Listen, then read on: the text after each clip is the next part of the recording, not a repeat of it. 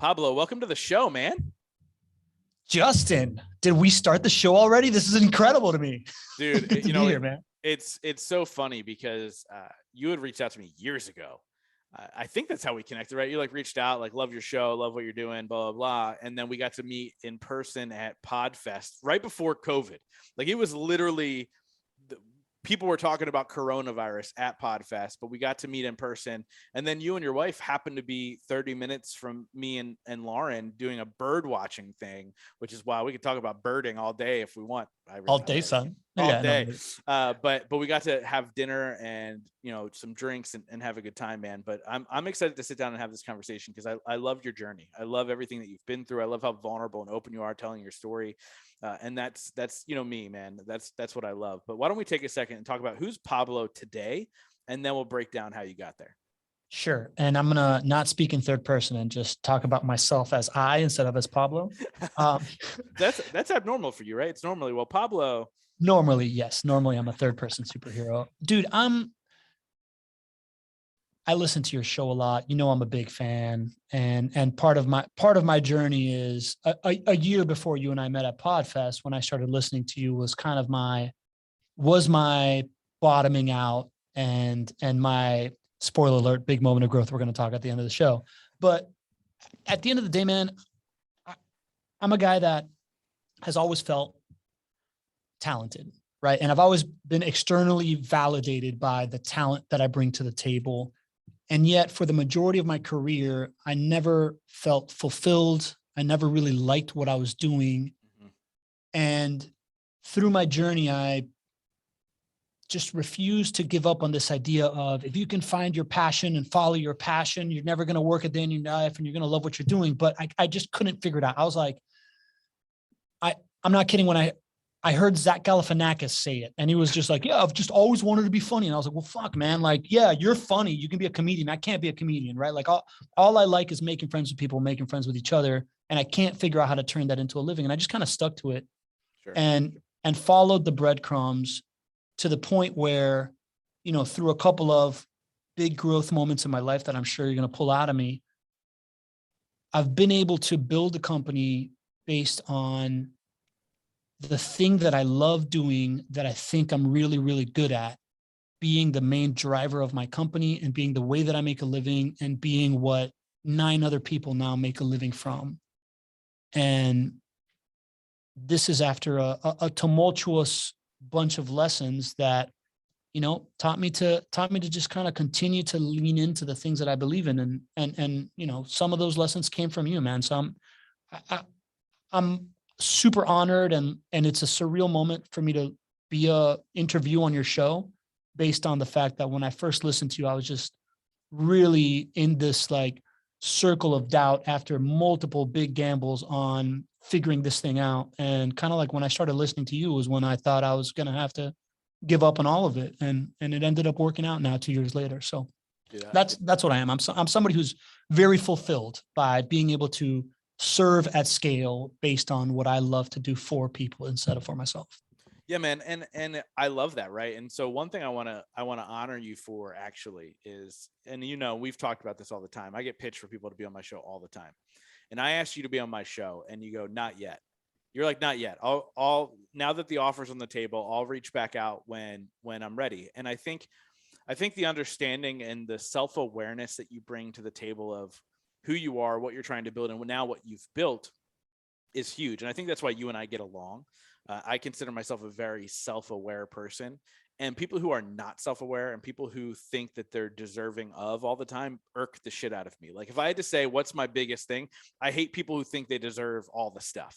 Right. And you're the opposite of that. And you're somebody who I hate this term, but you hustle hard, right? You work really hard and you build what it is, but you build off of passion.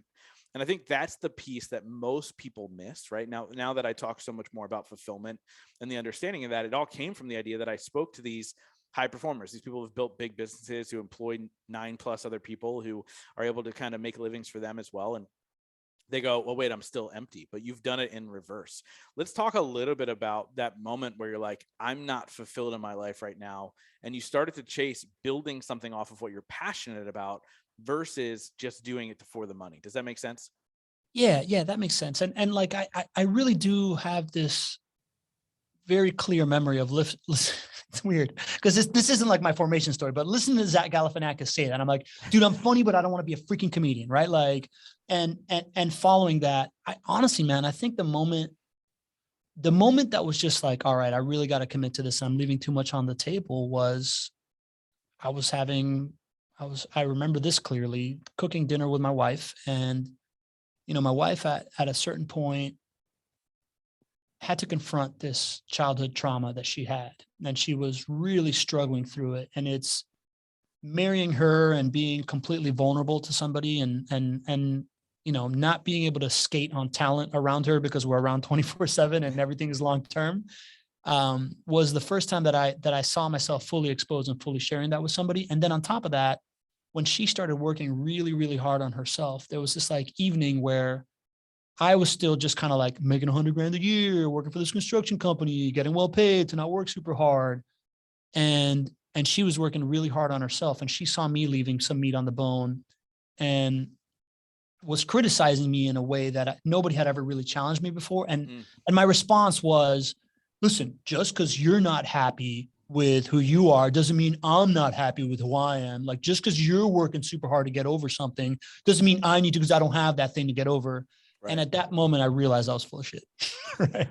And that's when that was really the eye-opening moment where I was like, well, I need to figure this out or I'm going to lose my favorite person. And it wasn't going to happen at that moment. Right. But like, I saw the writing on the wall that this isn't sustainable. I can't be, married to such a extraordinary person that's working so hard and such a high achiever, and me being like a super talented guy that just skates by on 70%. Sure. Yeah, no, dude, I love that moment too, because I actually just had a conversation yesterday with somebody who recently got a divorce, and it was because he got into the whole growth thing and bettering himself, and the wife didn't. And she kind of looked at him and said, I didn't sign up for this. And that happens all the time. And I think that happens all the time, number one, but also number two, there's also a sense of like, I honor you for doing what you're doing, but I'm going to do me. But you stepped up to the challenge. You said, okay, I see what you're doing. I see that I also have to step up if I want to keep my favorite person on this planet. And then you did the work and you began this journey. Now, you had mentioned when you found my show, however many years ago, you were at your quote unquote rock bottom, right? You were just like, this was it. I didn't know where I was headed. Let's talk a little bit about that moment, because I'm a big believer in rock bottom moments are the catalyst for greatness. Yeah. And so that's where I want to start with you, really. Cool, man. And, it's important to say that moment was like, after noticing this, I started having some very profound realizations, which I would love to get into, and kind of like took this kind of leap up a couple of times, right? I stepped up a couple of times in a row based on chasing this thing, and we can go back to it if you want. Yeah. But at the moment where I was at rock bottom, I had, I guess I kind of have to give a little scope, right? So as I graduated college, I went to work for a Fortune 500 construction company in California, and I became a green building expert out in California while I was just like mid-level operations manager guy, right? Mm-hmm. And 2009, came back to Miami and started my own green building consulting company. At that point, I decided to treat Miami, which is my hometown, kind of like I treated Southern California, and give it a chance, right? Like by the time I left Miami, I was over Miami, which I think many people can understand that. And one of the things that I did when I decided to approach with like curiosity instead of judgment was that I got an email from Habitat for Humanity saying that they wanted to start a young professionals group. That set me on a whole parallel path of getting on boards of nonprofits and learning all these different things. And at a certain point, 2 years in, my company got acquired by my biggest client. I went in-house as director of sustainability. And then when they got acquired, I just kind of got pigeonholed. And thanks to being part of the nonprofits, I developed all these other skills that I was able to parlay into becoming a business developer and not just like hippie sustainability guy that go make a speech for us and whatever. Yeah. Once I figured that stuff out, I didn't shut up about it. And my next opportunity to kind of like test out my thesis was I got an opportunity from a friend of a friend who had a software company for Amazon sellers. And he offered me to move to Jacksonville and kind of see this vision through inside his company. And I was so pumped to get into like tech and prove this thing out that I didn't really do a lot of like due diligence. And I basically jumped into a dumpster fire. But my things that I was espousing worked, right? Like I had to recontextualize multiple times, but the idea of value aggregated business development by bringing people together and forming a community in the way that I was doing it in the nonprofits, except this time I was doing it on Zoom, worked. And that was 2018. Now, the guy that I had partnered with, it became very clear to me that I didn't want this to be my life project, right? Like me and him did not see eye to eye long-term. So end of 2018, beginning of 2019, we amicably split. And I thought, and again, my wife, Marta, had a great idea, which was to take 90 days to detox, right? Like I get opportunities thrown my way all the time because I can talk and blah, blah, blah, blah, blah. And I also fall in love with everybody. So I want to do everything everyone says. Yeah. So she's like, don't just take the next opportunity. Why don't you take a 90-day detox? So I did that. And I did this like 90-day purposeful pause. It was incredible, right? Like we can get into that later too. But the 90-day purposeful pause served its purpose. It allowed me to just think about where I want to be in 10 years and figure out how to reverse engineer it. Right. Sure. And I did it by booking 4 conferences and making 400 new friends and iterating through kind of like what I was doing. And that was January through March. In April, it was fucking go time. Right. It was like, okay, you just took your pause, buddy. It's time to buck up and do something. And as I was trying to ramp up to do this, I had a couple of opportunities come my way. It went really well, but it wasn't monetizing. And then it was like, money May. It's going to be money May. May is when I start asking people for money, right? And at that time, it was right around the end of the purposeful pause and beginning of April that I found out about your podcast. Funny that you're wearing the Born to Impact shirt because it was on the Born to Impact podcast. Yeah. Right. Like I was listening to Born to Impact. And it was like, find out how to be a top 5 entrepreneur magazine podcaster. I came on, you were talking about how you started your podcast. I knew that podcasting was in my future. And I was like, well, if this guy's such a freaking great podcaster, I'm just going to listen to him so I can learn how to be a freaking good podcaster. And I started listening to you during that time. And when May rolled around, I just felt empty, man. Like nothing was working. All these seeds that I had planted, I was trying to reap and it wasn't time yet. Right. Mm-hmm. At the same time, when we moved to Jacksonville, it was part of my wife's healing journey as well. She took a year off. So when I quit my job at the end of 2018, we had nothing, right? Like it was like savings and we got to figure this out. And she was also kind of like in this like secondary battle with depression. Sure. She kind of like relapsed into the trauma that she was dealing with right at the same time, man. So it was just being stretched to the absolute rim of like holding space for my marriage, trying to figure out financially how we were going to like make our next buck. And when I started getting real transactional with people, it just didn't feel right. It wasn't working. It felt like I was cashing in my chips too early and I didn't know what to do. And I was completely lost. Like, I was applying for, not that I would have totally done this, that does not work, but I was like looking at like driving Uber and doing Instacart and whatever in order to that. And that means that my family was like, oh my God, you're going to do Uber? What? Just get a job, man. Everybody around me was just like, okay, now you're going nuts. And I heard you say something on one of your like moments of growth that was, when you have nothing left to give and you think that you need to take, give more. And for whatever reason, man, that just really resonated with me. And I leaned into that and I approached my next meeting, which was like a huge introduction with that mindset. And that guy became my first client. So that was it, man. I just had like my back completely against the wall. My best friends were worried about me. My family was worried about me. My wife wasn't sure if we were going to make it. And was like, how come you haven't quit on this too, kind of thing. And at that moment, the answer was to give. The answer was to be generous and not to be transactional. And I wouldn't have, I don't know, man. It's one of those like universe conspires in favor of those following their dreams. You were in my ear that day. And that was just a very, very pivotal moment.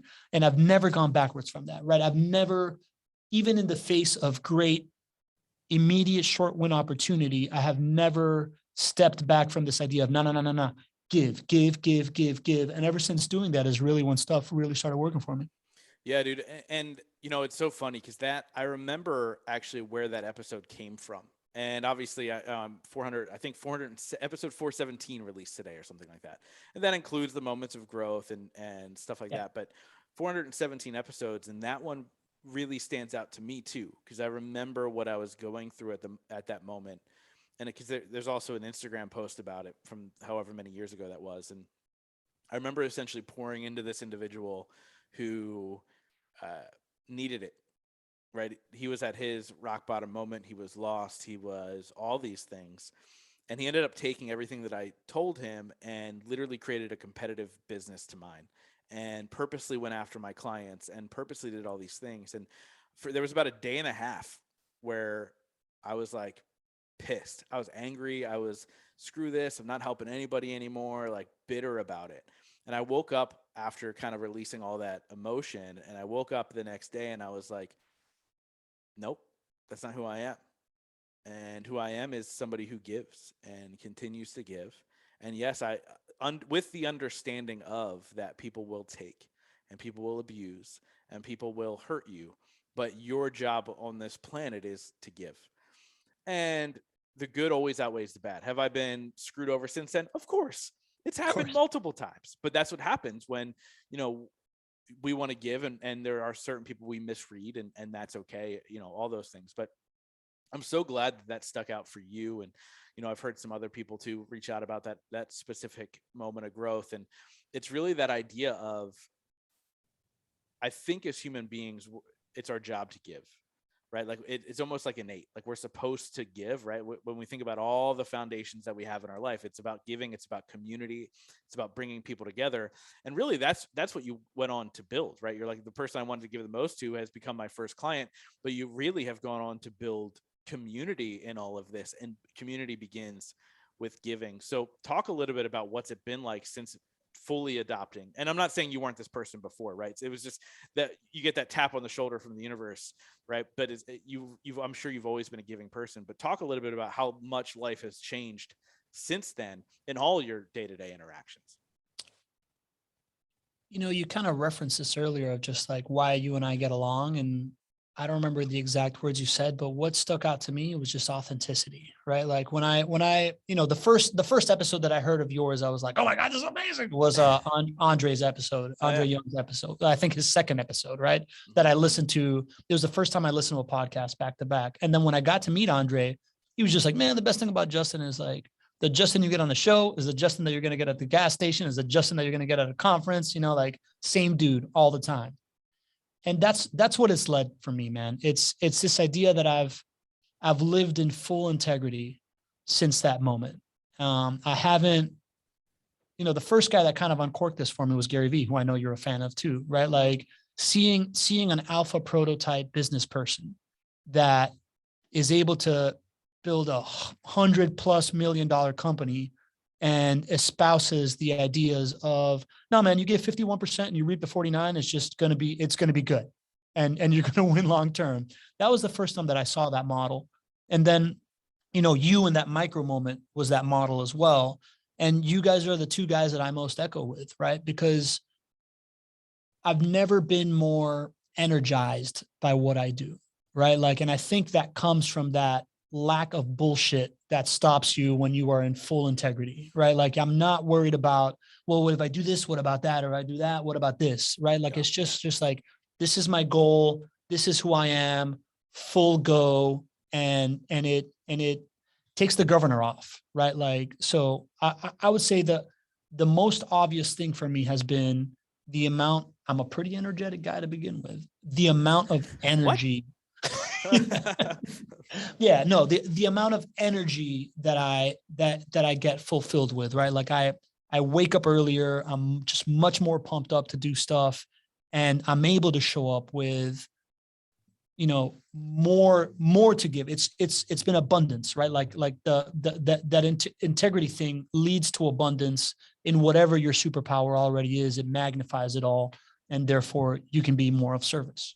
Dude, 100%, man. And, every time I'm human, right? And so every time I've ever swayed from trying and tried to be somebody different, the universe lets me know real fast and real hard. And it takes time to get back into alignment and be who you are. And all of a sudden the universe starts to then repay you. And it's like this really weird, I'm a believer of, but hate the term manifesting. Yeah. And I hate it because it sounds super woo, because the universe will provide and this, Yeah. but it's so true. But obviously the work happens too. That's the part that the spiritual side misses, is like, you gotta do the work, right? Like for you, it seems so easy. Like, okay, it's happening now. All the clients are happening, etc. But it was your decades of networking and building relationships and doing all that stuff. And now I want to rewind a little bit. Well, let me tap into something real quick, Yeah, Justin, go ahead. because you said something there. And to me, this idea of the universe rewarding you quicker, the universe giving you feedback quicker when you are in full integrity, kind of reminds me of this idea that when you're in a very healthy period of your life, right? Like, you're eating clean, you're working out a bunch. The healthier you are and the cleaner you eat, the moment that you eat like a bag of Doritos, you feel like shit, right? Yeah.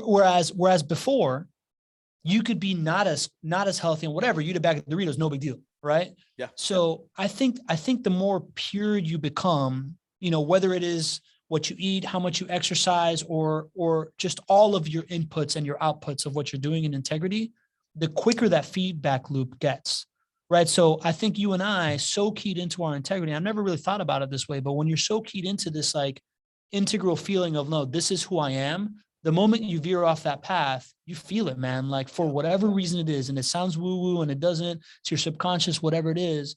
But I think the fact that you get such quick feedback allows for you to continue to double into it, because it's the information, it's the data you're getting. Yeah. Dude, and I'm so glad you said that, because it's actually in a segue where I was going anyway, which is perfect, because it is true, right? You have to pay attention to those things. And when you're not in alignment or eating unhealthy or not working out, and you make the adjust and you stay in that lane, you don't realize it. But when you're eating clean, when you're in alignment with who you are, that immediate like nudge is like, oh, I feel gross, I feel dirty, this isn't right. But you have to, here's the key, you have to pay attention to that. And I think most people don't pay attention to that, right? And I want to rewind to those 90 days, the 90-day detox in your life, because it sounds cool. What most people are going to do in that moment is they're going to get really lazy. They're not going to do the actual work they're supposed to. They're not going to get the true detox. I want to talk about what you did to hone in who it is you are, to do all those things, because that takes work. It wasn't just 90 days of drinking beers and hanging out on the beach, although that may have been part of it. But like, what was that like? What was the work you were doing during those 90 days? Yeah, man, good call. For me, I'm somebody that is in constant motion, right? So taking 90 days to not be in purposeful motion, I knew was going to be extremely anxious for me. Right. So the way that I approached it was, okay, I'm not going to flirt with job opportunities. I'm not going to say what I'm doing, right? Like, I was tinkering in a couple of different things at the time, but I wasn't going to decide on anything for 90 days. So in order to combat the anxiety, I knew that I had to be doing stuff that I freaking love doing, right? So I did make beach time, right? Like that was when I was doing my like 200 days of surf challenge that I was trying to surf 200 days in a year. But the big thing that I did was I booked 4 conferences in that time, because I know that I feel good when I'm walking into a room trying to make friends. So I saw this idea of not having to act on immediacy, yet stepping into kind of my zone of genius as the way to, be during this time. And the 4 conferences that I booked first was Gary Vee's Agent 2021, when he was still doing it, which didn't really fall into anything I was doing outside of the whole, like, I just need to be close to Gary Vee. Yeah. The second one was this guy, Ryan Moran, who's a e-commerce guy. He has this like capitalism conference that's all about like building e-commerce business, selling them and people investing in it. The third one was Grant Cardone's 10X conference, somebody I don't echo with at all, but it was, but it was in Miami. And I knew that being in Miami, there's a chance of like a Black Swan event happening.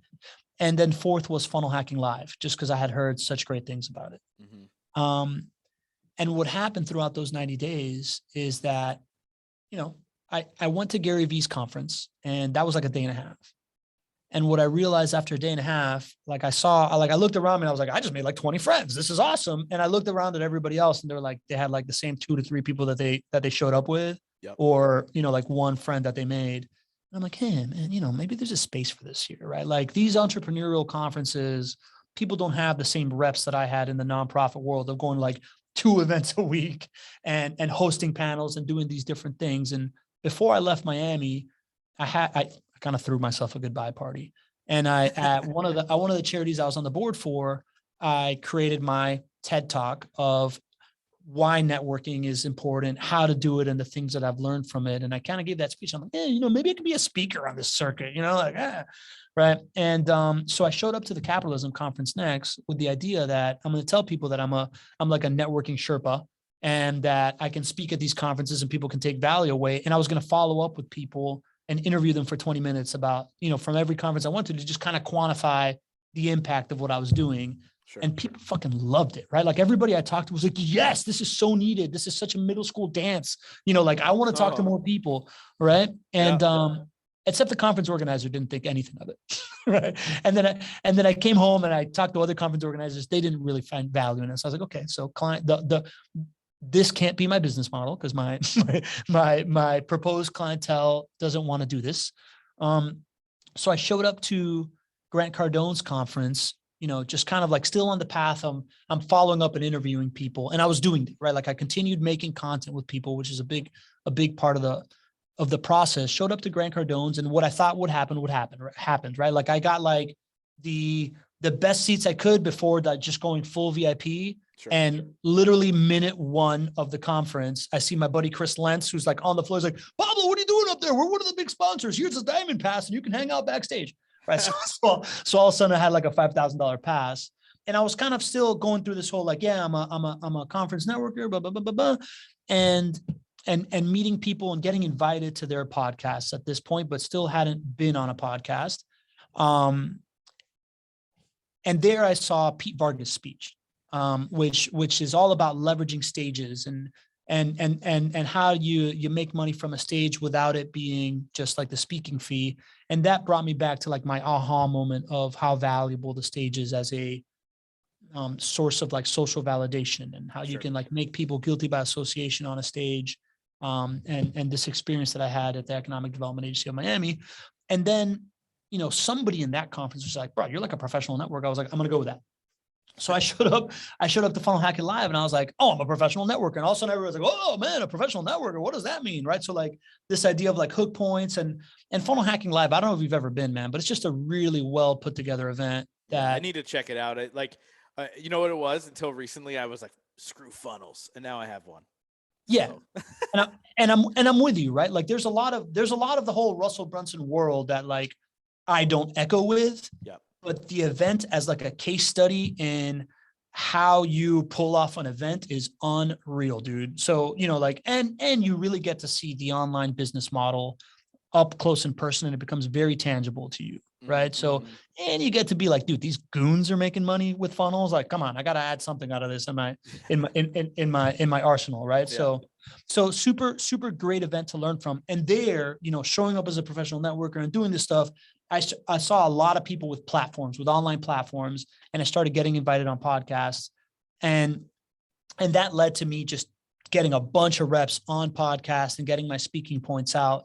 But really the value of those 90 days and doing those like 4 conferences and keeping my mind open throughout the whole time, I have like a spreadsheet from those 90 days. I literally connected with over 400 people. Wow. who became a part of my network, right? Like the idea that you can now connect with people and then follow them on LinkedIn or Instagram or Facebook or whatever medium they're on, and you can frictionlessly keep in contact with, is very, very real when it comes to just like opening relationships and kind of keeping tabs. I still have great connections from the time, but over 400 people that I connected with, those 400 people to me were data point iterations of just like, hey, I'm thinking about this. What do you think? Yeah, this, but that. Oh, okay. I'm thinking about this. What about this? Yeah, this, but that, right? Like it became the ultimate kind of like iteration of, this is how I see myself. How do you see it? and then just continuing to follow the breadcrumbs. Sure. And what I, I came away from those 90 days with this, I want to prove to the world that community creation is the future of business development. And what I realized, and that came almost like on day 90 of just like, this is the language. The moment I set that North Star, everything else melted away. That wasn't in direct correlate, like all of a sudden, like launching a brand on Amazon went away. Yep. So like, it was just like, how do I prove this to the world? How do I get the TED Talk about this? And everything got really, really well aligned. And the biggest lesson from those 90 days is the idea that, when I was going into it, two big things. When I was going into it on the way to Gary Vee's conference, I was listening to Chris Voss's book, and Never Split the Difference. Right. Mm-hmm. And in that book, he talks about how in Western culture, taking action is a sign of power. But in Eastern culture, inaction is one of the greatest shows of power that you can have. Right. Because you can't not take action unless you're coming from a source of strength and power. 100%. Right. So I internalized that, and that really allowed me to slow down and be like, you know what? I don't always have to be on the move, right? I can always, I've afforded myself this privilege that I can take these 90 days off, and I can see this as a source of strength. And then the other thing that really dawned on me is that without distance, you can't have perspective. Right. So like those 90 days allowing me to distance myself from all the lessons that I had learned and put them all together, and how this could move forward allowed me the perspective of that move. And those 400 reps with people that I didn't know are many kind of like shots into the distance, right? Somebody that doesn't know you at a conference can tell you whatever they think of you, right? Like it's unlike your family or your friends who have a vested interest in kind of like how you move forward, right? So like the ability to just like bounce stuff off of people that just were like a cup of coffee conversation kind of thing, provided that distance, outsource context at scale by doing it. And, it's one of those things where I'm just like, damn, Martha, you were on that one with the 90-day purposeful boss thing. Yeah, dude, that's great. And it's so true, man. Community is everything. And who you spend your time with and the conversations you're having, they're life-changing, right? I'm a big believer in finding the right people at a conference and making friends. I went to an event. I don't talk about the event because I don't want to highlight the human being who puts it together, but I went to one a couple years in a row, and the first one I went to got introduced to a guy named Justin Wren, who's a Bellator MMA fighter. He's been on Rogan's podcast like 9 times. Got introduced to him. We hit it off, became really good friends. And then the next time I went to the event, I shared an Airbnb with Justin Wren and Nick Santonastasso. And you're able to build your own little tight-knit community of people who are there to lift you up, right? And I think the real power, and you're a learner of this, and this isn't saying it's going to come across as bad. So I'm like, do I say it or do I not? But I don't mean it at all, because I'm saying it because I was this person too. I tried for a really, really long time being the most interesting person in the room. And when I switched to being the most interested person in the room, then everybody wanted to be a part of what I was doing. And the reality is most people like talking about themselves. And so when you get to know about them and why they are who they are, everything changes. And then all of a sudden people want to be in your space. And that's when business grows. That's when everything grows, man. And the reality is, when going back to what we were talking about before, when everything's in alignment, it happens naturally. And that's really the idea of the universe, right? Like if you're naturally a giving person and you're giving, then all of a sudden the fruits will come back, right? And I think patience is a massive virtue when we look at like your whole 90 days, and then even the flushing out of like, what is this I'm building? Like to get the words right, right? And we talk about Andre Young. This was a really good, very similar example. Him and I got coffee couple years ago at this point, probably 4 years ago. I think I just started being full-time in the podcast game, trying to really figure it out. Like I was good, but not great. And just getting full-time. And he was trying to really explode what he was doing, and he wasn't doing well. I think he was still working a job, to be honest. And he had told me what he was, and he told me what he did. I'm like, cool, that makes sense. How do you pitch that? Like, what's your sentence? And he told me, I go, nope, not going to work. And I gave him a different one, and he flipped the wording, and literally overnight became a 6-figure business. And that was you, man. Like, you were like, this is what I'm doing. It makes sense, but what's that one little flip? And that's the power of networking. That's the power of having the right conversation with the right people. So I love that whole entire journey, man. This is what we talk about. This is why you and I vibe. Like, this is literally the power of all that stuff, man. So I love all that. And obviously you've gone on to build this very, very successful business. And it all started with, this is what I am. And maybe you don't have it totally polished, and that's okay. But really, when you figured it out, how quickly did you see the wins? How quickly did it all come together for you? It's still been coming together, right? Like when we talked a year ago and I was like, I'm not ready. I just felt like I wasn't there yet, right? Like I needed to just make sure that the people that were working for me could count on me and that my stuff is real. To your point, and I'll answer your question directly, but to your 2 points. Number one, I totally agree with what you said. I definitely, in my early 30s, was just like, how can I be the coolest, funniest guy in the room? Yep. And it wasn't until I got on the boards of charities and I started like having to interact with people much older and much more successful than me, that I couldn't just show up as frat guy and what's the next bachelor party and talk about sports, right?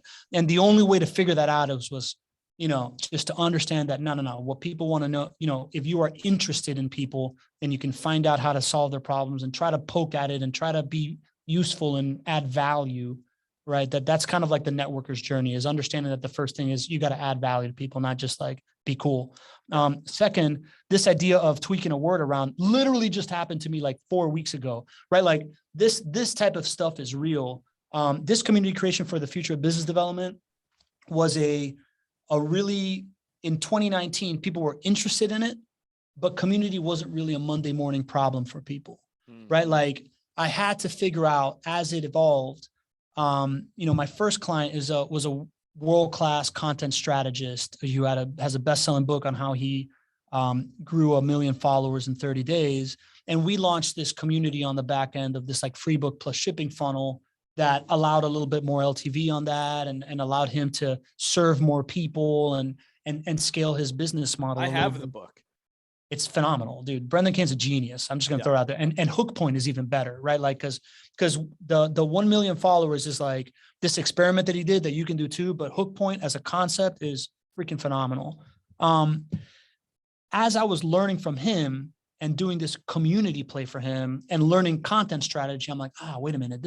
The way that I approach building community is actually short-term. It's a perpetual source of content. Sure. Right. And that is something that companies want. This JWB. All right. I'll get into that in a second. Right. So like I engaged with Brandon like June, July of 2019 and learned, I was just executing what I was doing for him. I took on a couple of other clients and was doing kind of a similar, just like back end, how you keep a Facebook group entertained.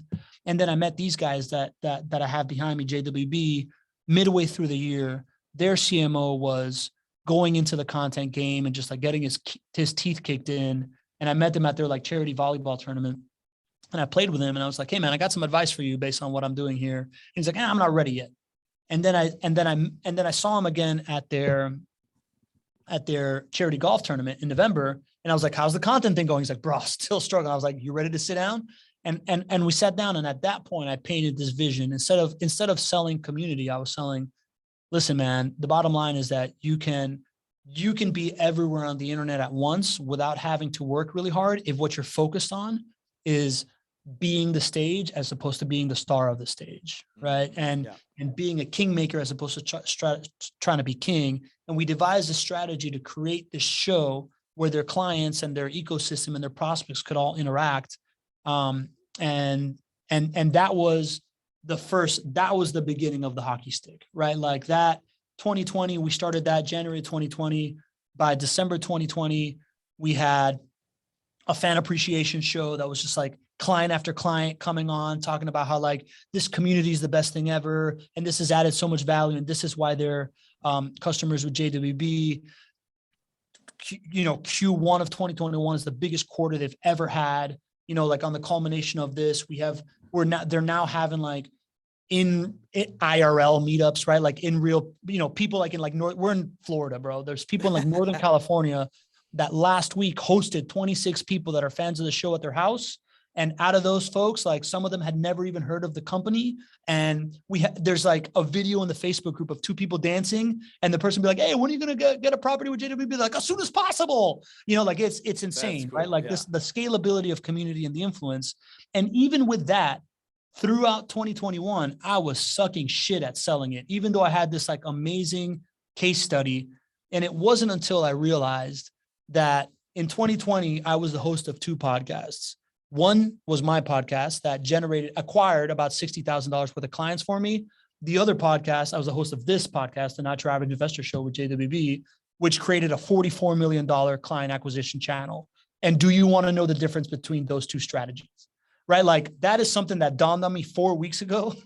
And I changed my headline on LinkedIn to it. I changed, right? Because I've always struggled with this idea that I'm not a podcast company. I'm a community creation company, but nobody's buying that on Monday morning. They're buying every B2B company, as you know, right now is thinking I need a podcast. But what they're really thinking is I need to generate revenue. So like the moment that I started approaching this from this idea of just like, hey man, I've podcasted in two different strategies. One made me a little bit of money. Another one made 40 million bucks plus. Everybody wants to talk to me, right? So like, and that came from taking Amanda Holmes' Core Story Bootcamp, because she's the daughter of Chet Holmes that wrote The Ultimate Sales Machine. Yep. She's got the new edition of The Ultimate Sales Machine coming out. I gave her some advice in the past, and I kind of approached it from this, like, it was right when I realized that I had this case study in hand, and she's just been like, this is how you got to present yourself. This is how you present yourself. On the third time she told me, I did it, put a post on LinkedIn, and like, stuff's just really popping in a way that I was just working way harder at it before. But it's exactly your point, right? Like somebody gives you a tidbit that you couldn't see because you were too close to the equation and you had to look at it from the outside. And this whole journey of just like from Brendan Kane to now has just been iterations across just like how you present what I'm doing and how you communicate it better. And it's always been the same solution. It's just been, how do you communicate it better? And how do you make the value more obvious to the listener of the message, as opposed to like what you're trying to do? Yeah, man. I love it. I love it, dude. And obviously, as we're coming towards the end of this conversation, you know how I wrap up this show, or begin to wrap it up. And I'm going to start with the two-part question that I ask every single person on my podcast. And the first part of that question is, what is your definition of success? And the second part is, what are 3 things you do every single day to ensure that success for yourself? Buddy, I have answered this question in my head to you 150 times. Well, this is the last time you have to answer it. It's beautiful. It's going to keep evolving, right? Like I think it's going to keep evolving based on where I'm at. Listen, man, I've thought about this long and hard. My definition of success has 4 steps. And it depends on where you are at in life. The first like moment of success is when you figure out what it is that you love to do, that you're really, really good at doing, your superpower, right? Like that to me is the first step to success. Mm-hmm. The next step is figuring out how to take that superpower, the thing that you love to do, that you're really good at, and use it as a service, as opposed to as something that you gain from. The next step is figure out how to take that service and monetize it in a genuine way, right? Like when I started figuring out that my idea was linking people, everybody was like, hey, maybe you should charge for introductions. I'm like, no, that sucks, right? That's going to be terrible. It was, how do I create community? And then once you figure out how to monetize it in a genuine way, it's just building a business around it, so that you build a business where what you do inside the business is directly correlated to you utilizing that superpower. Once you're there, man, then sky's the limit of definition of how happy you are and how successful you feel. I love that. And the things I do every day to do it, and I've thought about this, right? Because I'm not Mr. Routine guy, but what I definitely do every single day is, number one, I seek it, right? Like I have a podcast in my ear, or I'm listening to a book, or I'm watching something every single day when I'm walking my dog or I'm cooking. I'm always probing at things around me. I think the audio medium has really opened things up, because I used to never read, but like after Serial came out and I started just getting into like science podcasts and history podcasts, I've gone down this rabbit hole that really allows you to learn stuff and then recontextualize it to your life. So I seek it every day. I announce it every day. The fact that I create content, the fact that I'm always, whatever I'm hot on, I do not shut the fuck up about, right? Like when it was green building, it was like, man, I'm really worried about Miami being the sacrificial lamb for sea level rise. And I would talk to everybody about that. And now that it's community, it's like, man, I think community is the future. I think companies are in danger if they're not forming a community. right? Like talking about that stuff in a way that's tangible to others really allows you to attract your tribe. And I really see it as becoming the bat signal for the things you care about. It attracts the bats.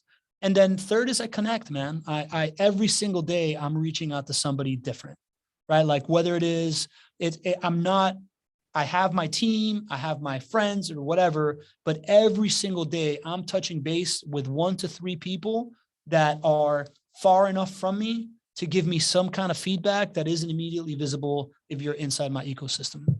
Dude, I love that answer. I mean, and it's so important. I see you live that. So like the idea that we've been friends for a couple of years now, and the fact that I see you live that, it means so much more, hearing it from you in that context. So I wrap up every single interview with the same question, but before we get there, let's get to the important stuff. How do people get a hold of you? Where do they find you? What's all that information?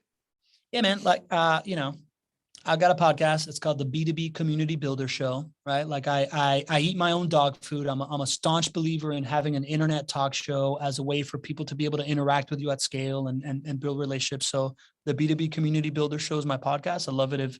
If you like what I'm saying, you want to check that out and you want to learn how to build community, that's where I'd love to connect. And if you want to learn the whole methodology, right? Like the way that I created $40 million worth of revenue through a podcast, we're launching this boot camp right now that's only in its second version. So it's really, really cheap to get into.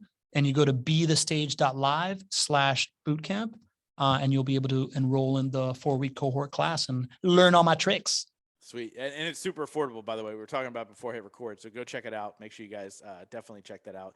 And I believe he's going to be at Growth Now Summit Live hanging For out. sure. That's where you connect with me. Go to Growth Now Summit Live. If you haven't bought your ticket, I want to be your best friend. Show up, connect with me, like go to it. And if you are, if you are listening to this show and you haven't given Justin like a 5-star thing and like a little review, do it now, right? Like I know that like whatever you're getting from this show right now, the way that other people get it, the way that other people get to their growth moments is through the algorithm, and the algorithm is tripped by you hitting 5-star review. That doesn't take a lot on Spotify, particularly right now. I know you're looking for Spotify reviews. Do that. Yeah. Do it on iTunes.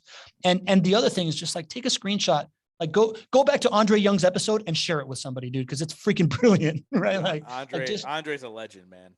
Yeah. So take a screenshot of this thing, put it on your Instagram story. Like send somebody that like feels like they're wasting their talent away. Send them this episode. Like let them know that there's hope, right? Just like text it to somebody. Dude, I love it. Thank you so much for that love right there, man. And look, I'm excited to hear from you more than anything what you feel about Growth Now Summit Live, just because you've been to so many types of events and I know how you look at them. Now I'm nervous. So but I think you'll love it. I think you'll love it. But with that being said, man, like I said, I wrap up every single interview with the same question. And since the show is called the Growth Now Movement, that question is, in your life, what has been your biggest moment of growth? Man, if we hadn't gone so deep into that moment where I had you in my ear and telling me to give more, that's where I was going to go if I could have surprised people with it. The other really big moment of growth, Justin, was my brother's funeral, right? So my brother, about 8 years ago, passed away from pancreatic cancer after a 2-year battle. And, when I looked around this church and there was 1,200 people, like standing room only, I had this profound realization that these people aren't just an organized religion. This is my community. And the last 2 years that were so terrible were made profoundly easier. And that moment was made much more bearable by these 1,200 people that showed up. And if life is really about adding value, I just couldn't imagine a greater value to add to people than community at that moment. I just couldn't think of another vehicle that did that. And that was just the moment where my reticular activator hit and, basically started looking at organized religion. All right. So the business model is community. So it is a business model. So like it has to exist elsewhere. And I started seeing like, if you buy a Harley Davidson, you can't buy a Honda 2 years later because you lose your friends. And, like that led me down this path. But the atomic element of community is relationship building. Right. And I think the atomic element of that is like seeing value in other people and being able to like share it. And what hit me the hardest in that moment and thereafter was my brother being 8.5 years older than me was almost like an anti-North Star, right? Like he was best man at my wedding. I've always given him credit for the fact that I've never learned more from anybody, but it was more like, well, Bert did this, so I'm not going to fuck up like that. Right. Sure. Yep. And at that moment, and for months afterwards, everybody that came up to me